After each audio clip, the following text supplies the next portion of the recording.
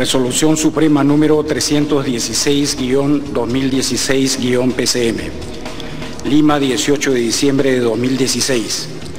Vista la propuesta del señor Presidente del Consejo de Ministros, de conformidad con el artículo 122 de la Constitución Política del Perú, y estando a lo acordado, se resuelve nombrar ministra de Estado en el Despacho de Educación a la señora Marilú Doris Martens Cortés. Regístrese, comuníquese y publíquese. Firma del señor Pedro Pablo Kuczynski Godard, Presidente de la República, y firma del señor Fernando Zavala Lombardi, Presidente del Consejo de Ministros. Juramentación de la ministra de Estado en el Despacho de Educación de la señora Marilú Doris Martens Cortés. Ciudadana, no hay necesidad de ponerse ahí.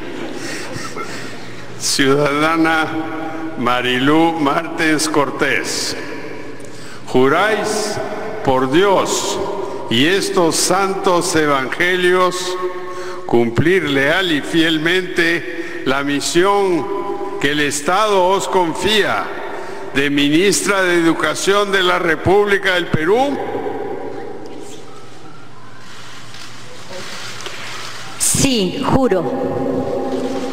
Gracias, si así lo hiciereis, que Dios y la patria os premien, si no, que os lo demanden. Felicitaciones. Gracias.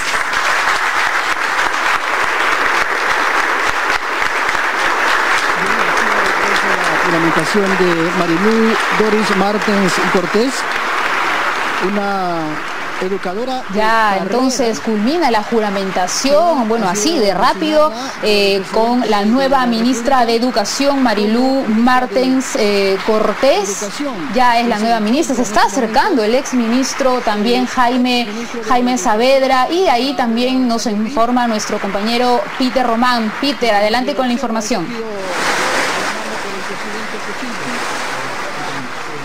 medio del aplauso de los asistentes aquí al Salón Dorado de Palacio de Gobierno. El presidente tomó juramento entonces hace unos instantes a la nueva flamante ministra de Educación, Marilú Martens Cortés. Se acercó gentilmente también el ex ministro y censurado Jaime Saavedra. Está presentes también otros ministros del gabinete Zavala. Ahí está abrazando ahí el presidente Pedro Pablo Kuczynski a la flamante ministra y al ex ministro de Educación. Agradece a los asistentes. Saluda, como es seguida del protocolo, pero también estamos aquí en estudio con un invitado especial. Él es el señor Hugo Ñopo. Él es investigador principal de GRADE, del Grupo Análisis para el Desarrollo, y un poco para que haga un análisis. Bueno, ahora ya sabemos, porque se develó el misterio que teníamos el fin de semana, ¿no? Con quién iba a ser el nuevo o nueva ministra, en este caso de Educación. ¿Qué tal? Muy buenas tardes. Buenas tardes. Usted me dice que conoce personalmente a la señora Martens. Claro, quienes trabajamos en el mundo de la educación conocemos a todos los gestores, conocemos a las personas activas en este mundo de la educación. Conozco a la señora Martens por su trabajo con los colegios de alto rendimiento en la Dirección General de Servicios Especiales. Sé de su pasión, sé de su vocación, sé de su convicción. Y algo interesante, ella combina una trayectoria del sector público y del sector privado en la educación. Esto es bien importante, eso es necesario, útil, especialmente para la coyuntura que nos sucedió en las semanas previas, ¿ya? Porque, claro, algo que estaba en el ambiente, que estaba en el medio de la discusión, es esta tensión por la educación privada, la provisión privada de los servicios educativos y todo lo que detrás de ello estaba. Es interesante que viene ella de trabajar con la Dirección de Servicios Especiales. Ahora el reto es mucho más grande. Ahora pasa a manejar 1/5 del presupuesto de la República, 1/5 del presupuesto nacional. Ese es el tamaño del sector educación, 4 puntos porcentuales del PBI. es grande, requiere mucho músculo, requiere un equipo de gestores que va a tener que comenzar a ensamblar inmediatamente la ministra. ¿Cuál será el primer paso que debe de seguir la nueva ministra? Consolidar equipo. En la gestión, consolidar el equipo del Ministerio de Educación con el que va a trabajar, el que venía trabajando, el que va a continuar, asignar tareas, identificar los viceministros que van a trabajar con ella. Todo eso tiene que suceder pronto para que la maquinaria del ministerio y el equipo siga funcionando. Como te digo, esto es 4 puntos porcentuales del PIB, es grande. Y te decía, el vínculo entre el sector público y el sector privado resulta importante también, porque si el sector público invierte 4 puntos porcentuales del PIB, resulta que el sector privado maneja entre 2 y 3 puntos porcentuales del PBI también. O sea, es un segmento grande y que ha venido creciendo, en las últimas 2 décadas particularmente ha venido creciendo. En Lima, hoy la matrícula de educación básica regular es 50%, o sea, de cada 2 chicos que van a la escuela, uno va a la escuela pública y el otro va a la escuela privada. Entonces es grande y hay que trabajar en ello también. Y debe seguir el mismo lineamiento, ya el presidente ha dicho que van a seguir el mismo lineamiento que mantenía Jaime Saavedra en los últimos años. Debe seguir ese camino, va a encontrar obstáculos como encontró Jaime Saavedra también. Sí, tiene que seguir el camino, eso es importante, porque los países que han conseguido mejorar su educación han tenido trabajo de décadas, de 2, 3 y hasta 4 décadas, con una consistencia en las políticas. Es importante que las políticas se mantengan consistentes, ¿ya? Entonces, además, las políticas que ya tenemos en pie, que ya tenemos andando, están dando frutos, están dando sus primeros frutos. Es importante mantenerlas, ser consistentes, ser perseverantes en ellas, porque esto va a requerir un plazo aún mayor a lo que va a ser el mandato de esta ministra. Digamos que esta ministra se queda por los próximos 4 años y medio de este régimen. Lo que nuestra educación requiere de consistencia en políticas todavía tiene que ver con 2 y hasta 3 décadas de trabajo adicional. El Banco Interamericano de Desarrollo, justamente cuando salieron los resultados de la prueba PISA, dijo exactamente eso. Si es que las tendencias se mantienen, en Perú necesitaríamos algo así como entre 21 y 24 años para poder llegar al promedio de la OECD. Entonces todavía hay mucho trabajo por delante. Claro, y en estos 4 años y medio que le resta como ministra de Educación, esperamos, por supuesto, ¿vamos a seguir mejorando si es que sigue los mismos planteamientos, los mismos lineamientos? Sí, esperemos que sí, es la intención. Todos vamos a apoyar en esto, es lo que hace el sector educación, todos apoyar en ese gran objetivo, lo que tiene que ser el objetivo nacional, mejorar la calidad de nuestra educación, tanto del segmento público como del segmento privado, te decía. Y te decía que el segmento privado de la educación es grande y viene creciendo, y necesita algunos ajustes en su regulación. Y también necesita alguna revisión de sus mecanismos de financiamiento.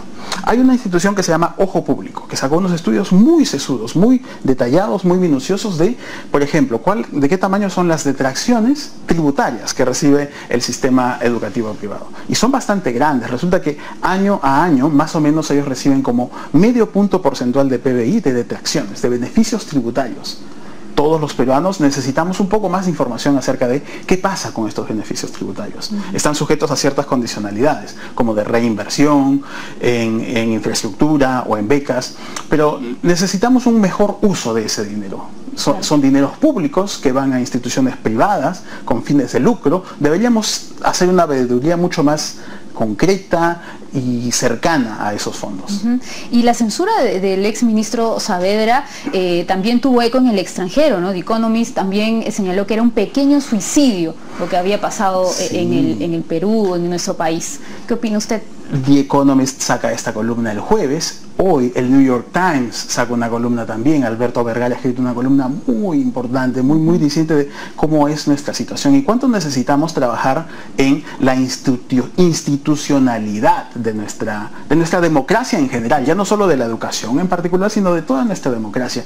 Cuán importante es sentirnos representados por las instituciones democráticas. De repente una gran cantidad de la población en el país no se siente bien representada por lo que el Congreso ha hecho esta semana. Tenemos que comenzar a revisar qué tanto nos sentimos representados, cuáles son los mecanismos que aseguran una democracia viva, institucionalizada, activa, que no significa solamente ir a elecciones periódicamente, sino que activamente todos podamos participar de una mejor democracia. ¿Qué otras líneas debe seguir la nueva ministra? Bueno, las líneas en las que viene trabajando el Ministerio y estimo yo van a seguir son estas 4 de gestión, infraestructura, aprendizajes, y aquí la cuarta, que es fundamental y es muy importante, la carrera docente.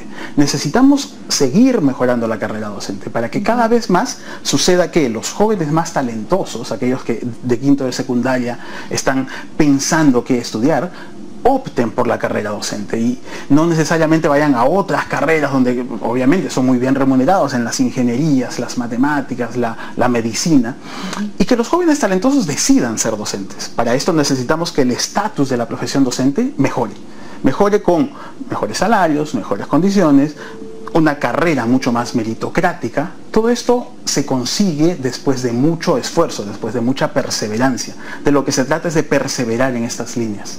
Señor Ñopo, si me acompaña vamos a ver precisamente esos instantes en que el presidente de la República, Pedro Pablo Kuczynski, pues toma juramento a la nueva ministra, a la flamante ministra de Educación, Marilu Martens. Adelante. Nombrar ministra de Estado en el despacho de Educación a la señora Marilu Doris Martens Cortés. Regístrese, comuníquese y publíquese.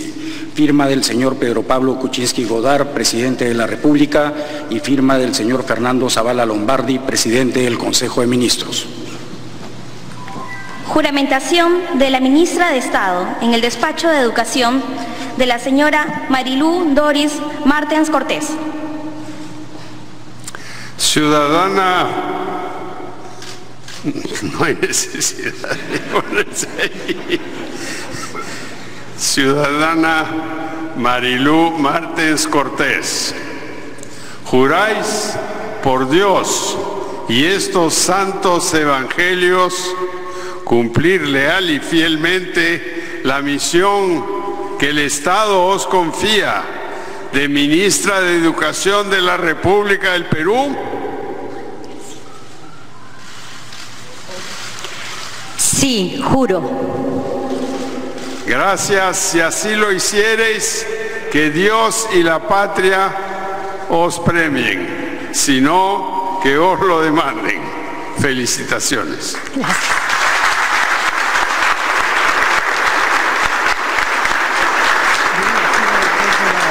De Marilu. Hay un hecho anecdótico que al parecer la flamante ministra quiere arrodillarse, ¿verdad? Pero el presidente le dice, no es necesario que lo haga, ¿no? No hace falta, pero después se arrodilla, mira. El siguiente gesto me parece también diciente y es bien importante. Jaime Saavedra se acerca a la nueva ministra a saludarla efusivamente. Ahí está. Y paso siguiente también el presidente saluda efusivamente al ministro Saavedra, al ex ministro Saavedra. Levanta los brazos de ambos. Ojalá esa continuidad que refleja el gesto se dé. Por lo que te decía, es importante mantener consistencia en las políticas. Los cambios que van a suceder no son inmediatos. O sea, cambiar el estatus de la profesión docente toma mucho tiempo. Que los nuevos jóvenes comiencen a identificar la docencia como una opción de vida va a tomar bastante tiempo, va a tomar muchísimo tiempo. Entonces necesitamos mucha continuidad. Hay quien hace la referencia a esta de que manejar el sector público, la educación en este caso, es como manejar el Titanic. Cualquier golpe de timón toma mucho tiempo después en traducirse, en implementarse. Por eso es que las decisiones también tienen que ser muy pensadas, muy sesudas.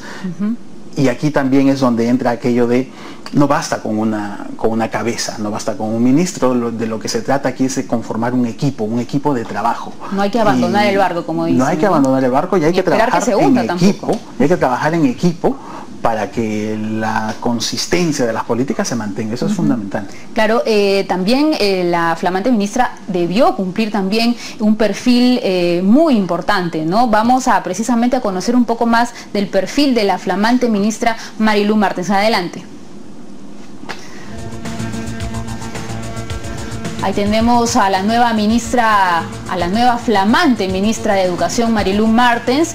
Ella es educadora de profesión, tiene una maestría en psicopedagogía en la Universidad Andrés Bello de Chile, diplomado en enseñanza para la comprensión por la Universidad de Harvard, diplomado también en preparación de tutores por la Universidad de Harvard, y fue la primera directora general y directora académica del Colegio Mayor Secundario Presidente del Perú, fundado en el año 2010. ¿Qué me puede comentar de este perfil, ¿no? Porque también tenemos ahí más que dice de su perfil. Se ha desempeñado como vicerrectora de Innovación y Calidad de la Universidad de Ciencias y Artes de América Latina, es miembro del Consejo Consultivo Comité Estratégico Nacional de Educación de IPAE y además fue directora del Comité de Administración del Fondo de Asistencia y Estímulo de los Trabajadores del Sector Educación, CAFES. Señor Ñopo, ¿qué opina de este perfil? Ahí está la combinación a la que me refería, experiencia en el sector público, experiencia en el sector privado. Yo la he visto trabajando en el sector privado estos últimos 2-3 años, donde ha estado a cargo de la DIGESE, la Dirección General de Servicios Especiales, dentro de la cual están los colegios de alto rendimiento, los COAR, que son estos colegios que aglutinan jóvenes talentosos de diversos lugares del país y en unos espacios especiales les dan una educación conforme a sus niveles de avance, digamos, conforme a su talento, una educación especial. Marilu Martens es una apasionada de esta intervención, trabajaba con mucho ahínco, con mucha convicción acerca del rol de estas nuevas oportunidades para chicos talentosos. Esto es bien importante. Y que a propósito se ha anunciado que a partir de marzo del 2017 cada región va a tener uno de estos colegios, ¿verdad? Esto viene creciendo, ¿no? Esto viene creciendo. Comenzó uno aquí en Lima, en Huampaní, el COAR Presidente de la República. Han ido creciendo. El objetivo pronto se va a llegar a cumplir. El objetivo es que exista uno por región, ¿sí? Y bueno, estos son los colegios de alto rendimiento y esta es la DIGESE, que maneja una fracción de la gestión del ministerio. Ahora el reto se multiplica por un orden de magnitud bastante alto, por 100 o por 200. Ahora el reto es llevar las riendas del sector, que como te decía es 1/5 del presupuesto nacional, 4% del PBI. Si combinamos esto con el 2,5% del sector privado en la educación, resulta ser algo bastante grande, mucho más grande, el Titanic al que me refería. Claro, y es la base del futuro del país, que es la educación, ¿verdad? Ahora, usted también señala que es muy importante que capacitar a los alumnos para que sean docentes. Ella también ha recibido un diplomado para capacitar a tutores. Sí. Eso es importante también. Claro, ella conoce la profesión docente, es una persona de dentro de la profesión. Esperamos que estos sean elementos importantes para que mantenga esta línea de fortalecer el estatus de la profesión. Esto no es sencillo, ¿ya? Esto no es sencillo porque hoy el salario de un docente está por debajo del salario de 80% de la población de profesionales y técnicos en este país. O sea, si tú al azar escoges 100 profesionales y técnicos, resulta que 80 de ellos van a ganar más que un docente. Así de bajo está el salario de los docentes. Entonces, atraer un buen docente es súper difícil, es ultra difícil, porque sus salarios no compiten en el mercado.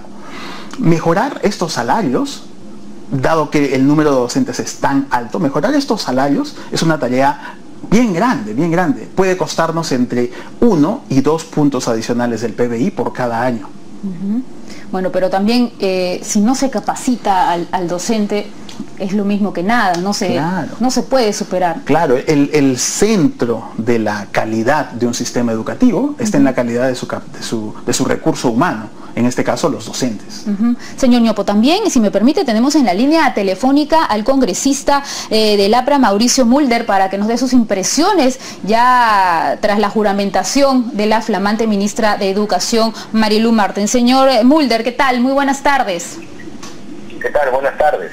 Bueno, en realidad no tengo mucho que decir, pero me parece bien que se trate de una persona vinculada a la educación.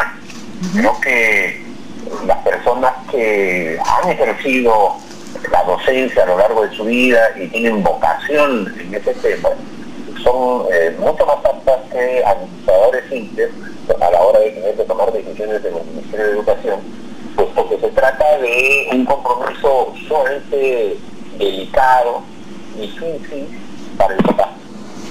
Justamente una gran vocación de servicio. No es un tema en el que administrativamente se puedan resolver las cosas. No es un tema solo de recursos. se acaba de demostrar en la gestión del señor Saavedra, que ha tenido más recursos que ningún otro ministro de la historia, y muchas veces esos recursos no se podían aplicar, no se podían ejecutar en su totalidad. De manera que es un tema mucho más integral de concepciones, y esperemos pues que la señora Martens pueda perfectamente asumir el rol tan complicado de hacer una auténtica revolución educativa en nuestro país. ¿Qué le parece el perfil de la flamante ministra?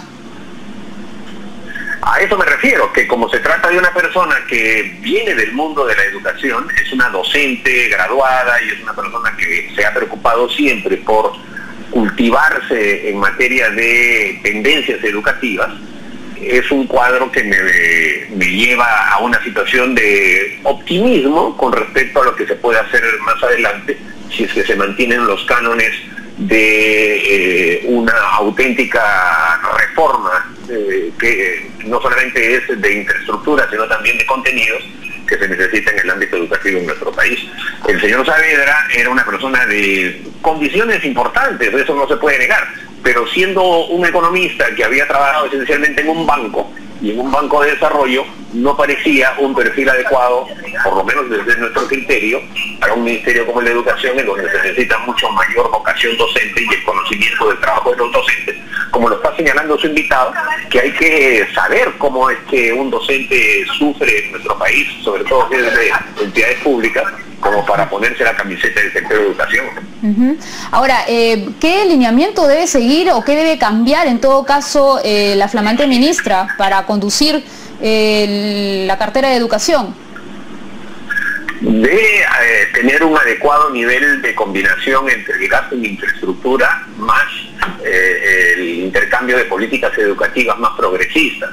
El ministro Saavedra hizo muy poco en materia de infraestructura. Se han quedado pendientes los colegios emblemáticos, la infraestructura educativa de la primaria y del sector infantil, todavía es muy pobre, sobre todo en el área rural, y no se han establecido los lineamientos adecuados de una auténtica revolución en materia de una currícula adecuada a nuestra historia, al pensamiento común peruano, y que conlleve distintas cátedras que en estos momentos son bastante debilitadas en el ámbito de la historia, en el ámbito del conocimiento de la sociedad. Hay todavía bastantes deficiencias en materia de enseñanza en nuestro país, y creo que pensar que las cosas se pueden simplemente mejorar con infraestructura sería en ese sentido un error. Entonces por eso se trata de encontrar una adecuada combinación de ambos elementos, los elementos de fondo de la educación combinados con la infraestructura necesaria, que es ineludible. Y la mejora en el sueldo de los maestros y su capacitación también debe ser un punto principal de trabajo.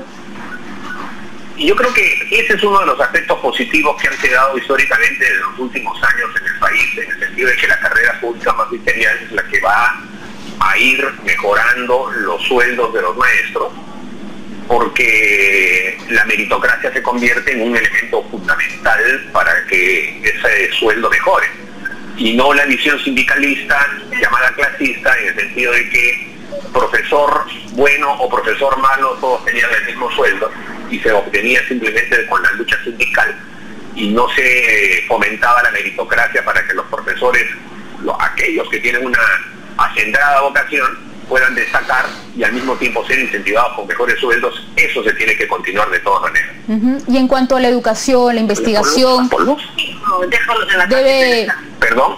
Sí, en cuanto a la investigación en la educación para los alumnos, debe mejorar, debe ampliarse, debe tener... ¿Cómo debe trabajarse sin este duda, tema? Pero mire, ese es un tema que tiene que ver con la infraestructura, porque la capacidad de investigación en distintas áreas mucho depende también de una infraestructura adecuada, por ejemplo, bibliotecas, acceso a fuentes de internet en zonas donde no necesariamente existe, sobre todo en áreas rurales, y acceso a información que no es la información común que está en los libros de texto de las escuelas, sino en libros especializados. Por ejemplo, en el ámbito de la investigación, mucho más énfasis tienen las universidades, que son justamente centros de información. Y lo que ha ocurrido es que las universidades públicas no solamente no han tenido ningún tipo de incentivo en la última ley de presupuesto, sino que se les está dando menos recursos que los que se les dio en el año 2015 y no van a poder estar en los estándares que se necesita para que, por ejemplo, la Universidad de San Marcos, la Universidad de San Antonio Abad del Cusco, la San Agustín de Arequipa, puedan encontrar los mecanismos de licenciamiento que la SUNEDU le da.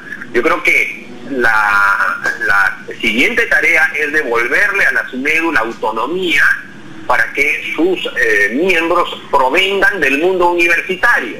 Así como estamos poniendo a una ministra que es del mundo de la educación, bueno, hay que poner en la SUNEDU a integrantes de esa agrupación que provengan del mundo universitario, profesores, estudiantes, trabajadores o lo que fuera, pero que conozcan la vida universitaria y a partir de allí se pueda justamente procesar los reclamos que las universidades públicas tienen, que son las principales afectadas de la famosa ley de la reforma universitaria, que en realidad es una ley que termina favoreciendo a las universidades privadas y haciendo que las universidades públicas no tengan condiciones de competitividad frente a ellas.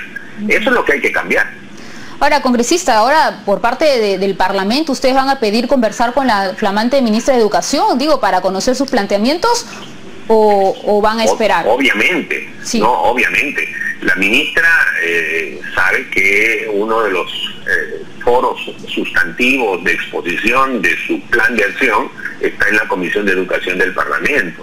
Allí es donde los parlamentarios especializados en ese tema se empiezan a volcar sus puntos de vista y ella los toma en cuenta para ir diseñando su esquema de trabajo. El hecho de que los ministros vayan al Parlamento es un hecho que podríamos llamar de vida cotidiana de los ministros. Claro. Hay ministros que creen que ir al Parlamento a hablar es perder el tiempo, cuando en realidad lo que están haciendo allí es construir las fuentes de las tomas de decisiones posteriores, en la medida en que van exponiendo sus puntos de vista, van recogiendo puntos de vista de otros y van haciendo mecanismos de consenso general. Es mucho más fácil después que las políticas cuajen a nivel nacional y creo que eso permite que haya mejor capacidad de diálogo entre las distintas fuerzas. Entonces, sin duda la Comisión de Educación va a tener que sesionar en el tiempo del receso, por lo menos para recibir a la ministra y empezar a hacer los lineamientos básicos de trabajo. Ok, muchísimas gracias, señor Mulder, por esta comunicación. Gracias. Con Canal N conversábamos con el congresista del APRA, Mauricio Mulder. Señor Ñopo, ¿qué le ha parecido los comentarios del congresista Mulder? Me gustaría precisar varios, porque hay bastante desinformación. Mira, el señor se refiere a algo de los recursos que han aumentado recientemente. Efectivamente han aumentado, pero hay que poner esto en perspectiva. Hoy, ¿cuánto gastamos nosotros en educación? Gastamos $1.200 por estudiante por cada año. $1.200. ¿Cuánto gasta Colombia? Colombia gasta 2.400, el doble. El doble. ¿Cuánto gastan Chile y México? Chile y México gastan 3.600, el triple. Entonces, si es que nuestros vecinos, digamos, nuestros competidores cercanos invierten en esas magnitudes, es imposible que podamos llegar a tener una educación de calidad frente a estas magnitudes. Entonces, ser tan rápido, ¿no? Claro, mejorar la inversión, aumentar la inversión, aumentarla y mejorarla resulta fundamental, resulta importantísimo, y esa es una senda que tenemos que mantener, tenemos que seguir. Necesitamos aún inyectar muchísimo más recursos a la educación. Te decía, mejorar los salarios de los docentes resulta fundamental.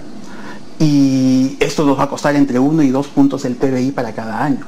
Y aquí también es importante anotar que si nosotros miramos en una perspectiva histórica, ¿qué pasó con los salarios de los docentes en los, digamos, últimos 50 años? Estos han caído en su poder adquisitivo más o menos entre 2 y 3 veces, ¿ya?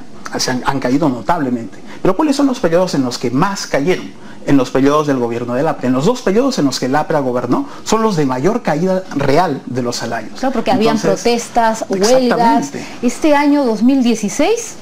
No, ni siquiera el año 2016, 2016, 2015, 2014. El último quinquenio fue bastante tranquilo en términos de la relación con el SOTEP, especialmente en los últimos 3 años. Porque hay una senda creciente bien importante de los salarios de los docentes y una relación de trabajo que ojalá se mantenga también. Eso es muy importante. Bueno, el señor y quería comenzar algo también sobre la SUNEDU. Y esto es importante que quede también. Nosotros hemos tenido una Asamblea Nacional de Rectores que durante décadas ya demostró que no funciona. La autorregulación no funciona. ni aquí ni en ningún lugar. Necesitamos entes externos que regulen el sistema educativo. ¿Y esa es la SUNEDU? Esa es la SUNEDU.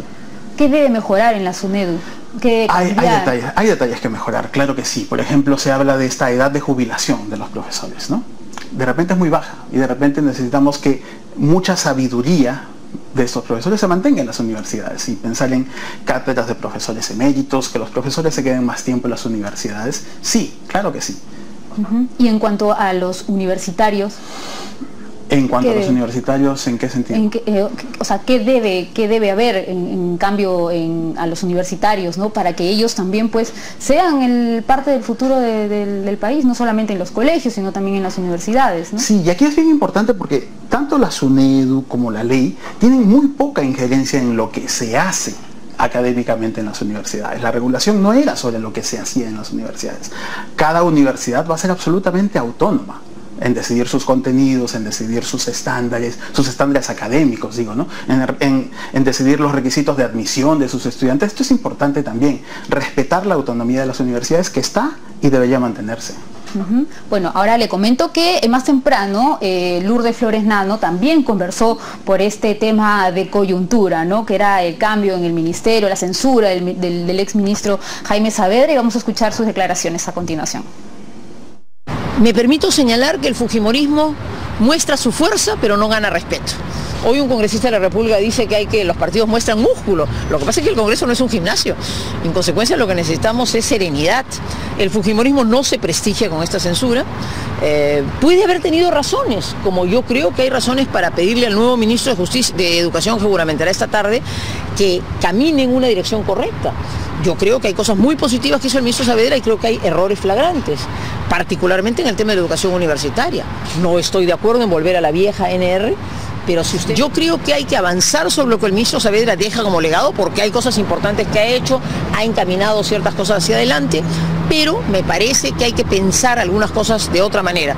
Ojalá el ministro de Estado que lo sustituya, no sé quién será, lo sabremos esta tarde, sea un ministro que dé continuidad a las buenas cosas y que corrija dialogando con las fuerzas políticas y con los actores. El sector privado educativo en nuestro país es muy importante.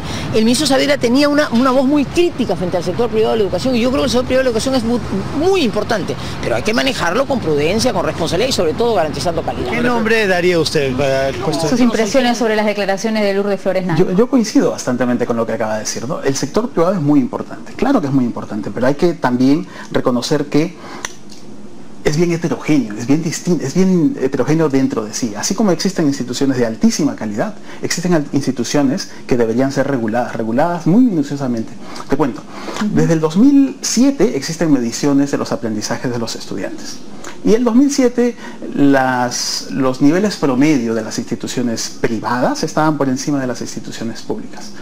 Esto ha venido cambiando notablemente en estos 8 años, en solo 8 años, al punto que al año 2013 ya estaban igualadas. Y hoy, 2016, el desempeño promedio de las instituciones públicas supera al de las instituciones privadas. Obviamente, mirar promedio tras promedio, o promedio contra promedio es limitado, hay que distinguir. Y ahí es donde te digo, dentro de las instituciones privadas, hay algunas de altísima calidad, el 5% de la población, el 10% de la población. Pero existen varias otras, un grueso de la población, con calidad bien lamentable, que necesita regularse. Ahora, el congresista Mulder ha señalado de que ahora la nueva ministra de Educación cumple el perfil porque es educadora, ¿no? Si bien el exministro Saavedra fue censurado por temas de corrupción, también dijo de que como era economista, entonces ahí cómo va o sea, un economista no podría haber sido ministro de Educación. No es cierto, ¿Por qué no? No sé, yo me quiero remitir a lo que te dije al inicio, de lo que se trata es de formar equipos.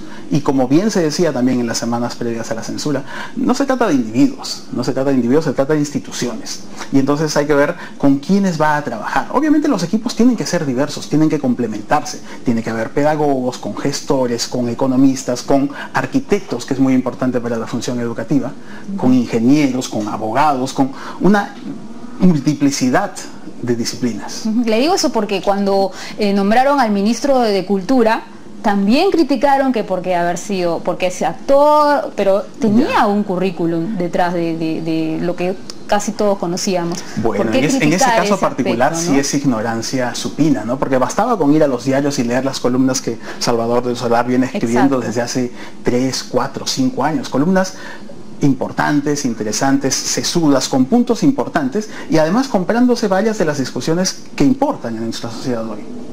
Bueno, me informan también que dentro de unos minutos se espera también las primeras declaraciones o una pequeña conferencia de prensa de la flamante ministra de Educación, Marilú Martens. Tenemos ahí la señal en vivo desde la presidencia del Consejo de Ministros. Ahí se ha trasladado rápidamente nuestro compañero Peter Román. ¿Y qué espera de las primeras palabras de la ministra, señor Ñopo?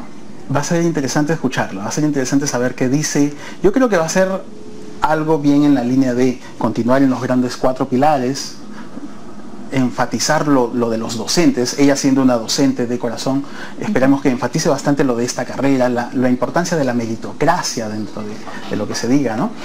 Y aquí también es importante señalar lo siguiente, mira, en el país existen 400.000 docentes, de lunes a viernes 8 de la mañana, son 400.000 las personas que entran a las aulas de nuestros estudiantes. Esto es un contingente bien grande. Casi no hay empresa en este país que tenga 400 empleados, digamos, que día a día entran a sus aulas. Son contadas con los dedos de la mano las compañías de ese tamaño. Es un universo bastante grande, un capital humano bastante grande, que nuevamente manejarlo no es sencillo. Y una de las cosas que sucedió en la gestión previa es que se dieron unas evaluaciones de desempeño docente bastante pulcras, bastante limpias, impecables. Ojalá eso se mantenga. Y otro tema, señor Ñopo, que también está causando expectativa, ¿no?, en los últimos días, es que tras esta juramentación se iba a saber la fecha en que tanto el presidente de la República y Keiko Fujimori se iban a reunir con el cardenal Juan Luis Cipriani. Precisamente tenemos un informe y después me comenta, por favor, adelante. El cardenal Juan Luis Cipriani dijo que el diálogo Kuczynski-Fujimori se llevaría a cabo después de la juramentación del nuevo ministro de Educación. En RPP, Cipriani comentó que el presidente se encuentra por el momento concentrado en buscar al sucesor de Jaime Saavedra. Entiendo que el presidente está enfocado en esta situación concreta. Me parece que es lo más apropiado y respetuoso. Que se resuelva esta situación y probablemente lo más pronto, después de esta juramentación, intentaría que se fije una fecha. Descartó que la reunión entre el mandatario y la lideresa de Fuerza Popular sea solo un saludo a la bandera. Estamos personas maduras deseando representar a este pueblo que nos pide a todos, reúnanse, concuerden, vamos a sacar adelante al país. El jueves pasado, el prelado de la Iglesia Católica ofreció su casa para que el presidente de la República y Keiko Fujimori puedan dialogar y superar juntos la crisis política generada luego de la censura del ministro de Educación, Jaime Saavedra. El mismo Cipriani anunció luego la voluntad de ambos de conversar antes de Navidad. Bueno, se espera que esta ansiada reunión, esperada reunión, sea antes de Navidad. ¿Usted qué opina? Opino favorablemente. Ojalá se dé esa reunión. Ojalá se calmen las aguas, no solo por la educación, que fue una cereza de un pastel de la semana pasada, sino por el país, por nuestras instituciones. Está un poco convulsionado, ¿verdad? Todos necesitamos una dosis de calma, de paz que va a traer la Navidad. Sí. Claro que sí. Bueno, hay muchos que critican que no debe ser en la casa del cardenal Cipriani, más bien que debe ser en Palacio de Gobierno, que el cardenal no debe meterse, digo yo, en este tema, ¿no? ¿Usted qué piensa? Y yo estoy de acuerdo, mira, desde mi catolicismo te digo, yo soy un católico practicante, pero no considero conveniente que un jerarca de mi iglesia tome estas posiciones políticas, es inconveniente. Ok, señor Ñopo, le voy a pedir que se quede aquí conmigo para escuchar atentamente las primeras declaraciones de la flamante ministra de Educación. Vamos a escuchar a Fernando Zavala. Con la juramentación de la nueva ministra de... Gracias, Katia. Comenzamos esta conferencia de prensa con palabras del premier Fernando Zavala. Escuchamos. Quiero, en primer lugar, agradecer a Jaime Saavedra, el ministro saliente, que le ha dedicado más de 3 años de trabajo, de dedicación, para mejorar la educación de todos los peruanos y peruanas. Los resultados de esas reformas están a la vista. y el gabinete, el presidente y el Perú le agradece. Como hemos mencionado en varios momentos, la reforma en educación que se inició continúa. La reforma continúa intacta. Estamos en la ruta correcta. La ministra Marilú Martens tiene una importante experiencia en el sector educación, tanto el sector público como el sector privado. Ha trabajado 6 años en el Ministerio de Educación y ha sido parte desde el inicio del equipo del ministro Saavedra, que hoy día deja la cartera de Educación. La ministra ha sido parte de ese equipo que ha ayudado a transformar la educación en el Perú. Seguiremos trabajando duro todos los días para seguir en ese camino. La reforma en educación tiene 4 pilares importantes. Uno, que tiene que ver con la revalorización del maestro, la meritocracia. Uno segundo, que tiene que ver con la mejora en el aprendizaje de nuestros niños, mejora en la currícula. Un tercer componente tiene que ver con la mejor gestión de las escuelas. Y un cuarto componente que tiene que ver con la mejora en la infraestructura a nivel nacional. Seguiremos en la ruta iniciada. Hoy, además, con más ahínco y con más ganas de que las cosas salgan aún mejor. Seguiremos en esta ruta de más diálogo y más trabajo concreto para todos los peruanos. Y ahora dejo a la nueva ministra de Educación, Marilú Martens. Muchas gracias, señor primer ministro.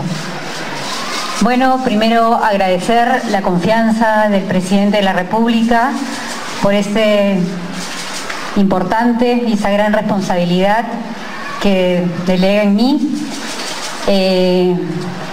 Ofrecerle al Perú todo mi esfuerzo, la experiencia, el compromiso que tengo, que todos los que han podido trabajar cerca a mí saben que tengo con la educación de nuestro país.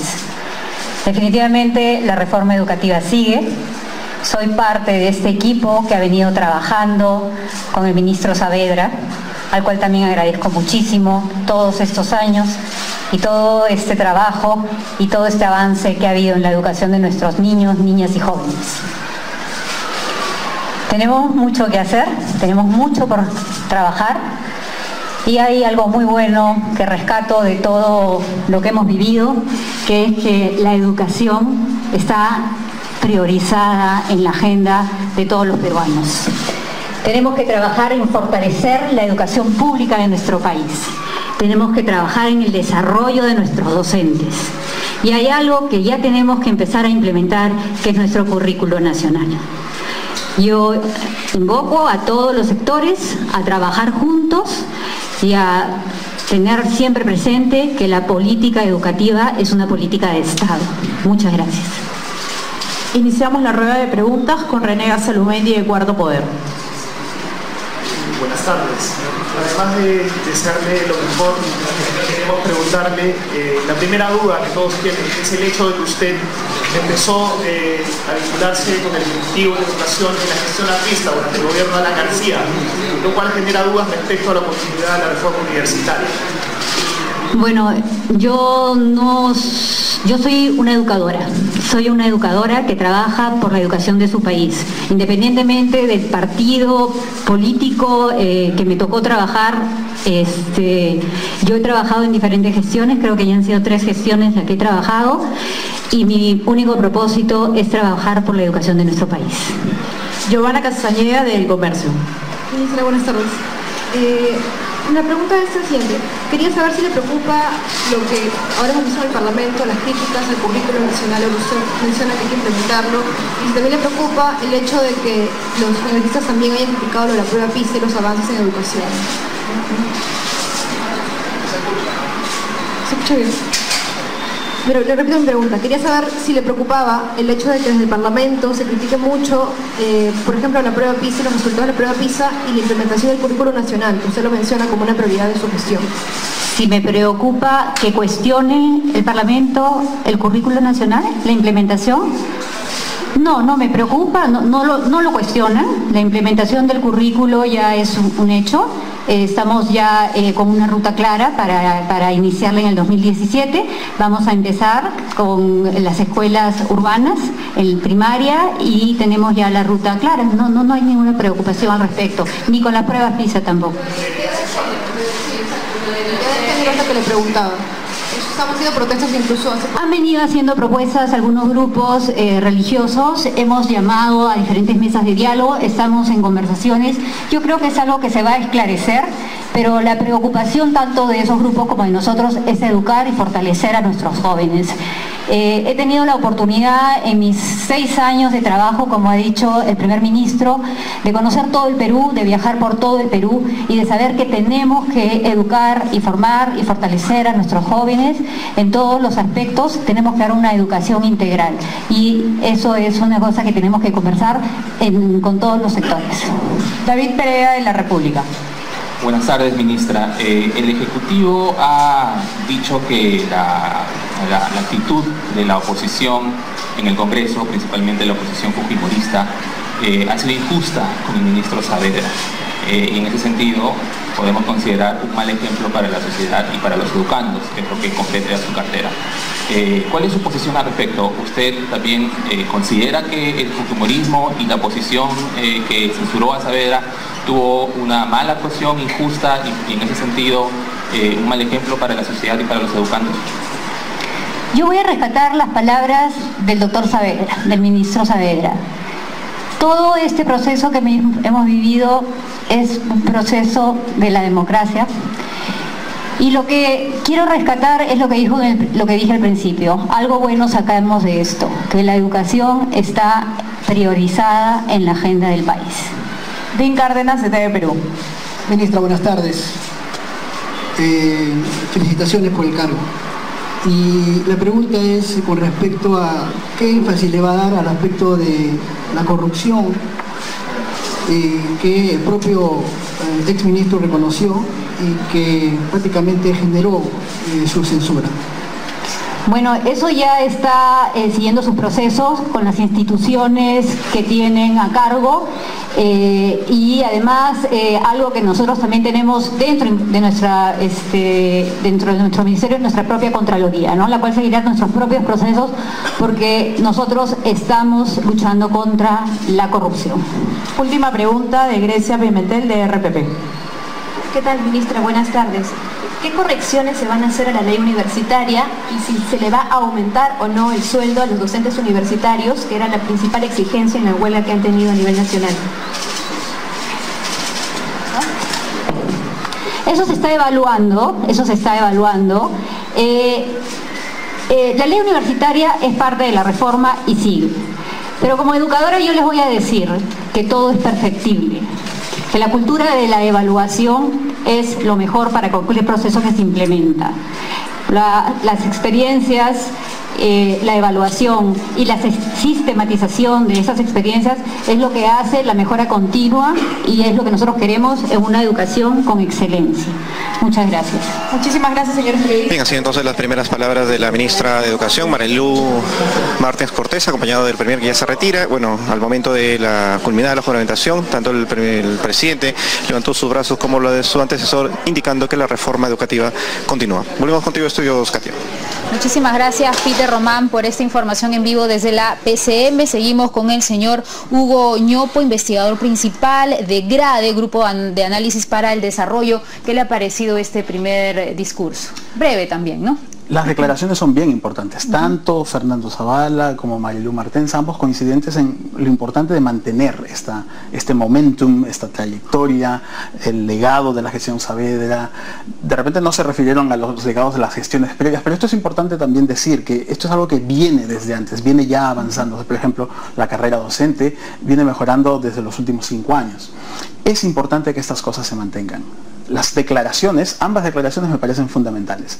Lo importante, como te decía ahora, es ver qué es lo que pasa en la conformación de los equipos. Vamos a ver mañana, durante la semana, durante las próximas semanas, cómo se conforman los equipos, hacia dónde apuntan, si efectivamente apuntan a mantener estas líneas y a revisar estos puntos de los que ya veníamos conversando respecto del sistema universitario, la provisión privada de servicios educativos.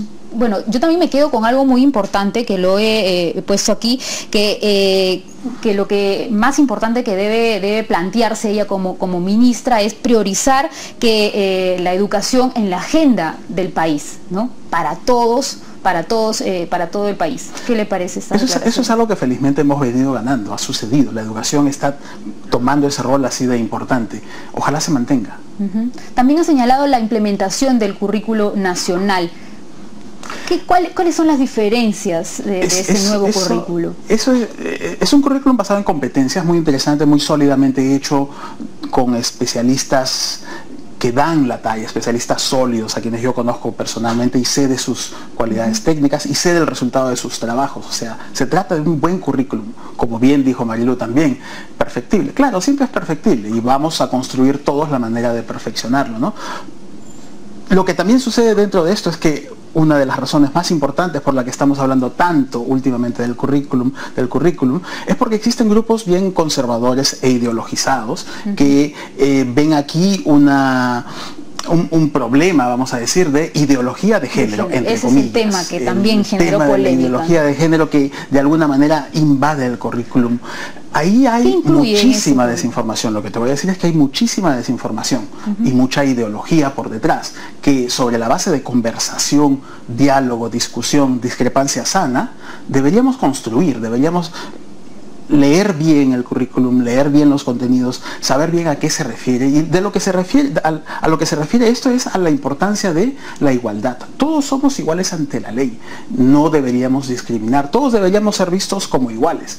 Esto es importante, esto es fundamental, esto es hasta cristiano, te voy a decir. Claro. Entonces, que algunos grupos conservadores traten de ver riesgos dentro de eso, me parece bien ideologizado. Muchos cristianos tampoco lo ven así, como lo puedo ver, como lo puede ver usted, como lo puedo ver yo.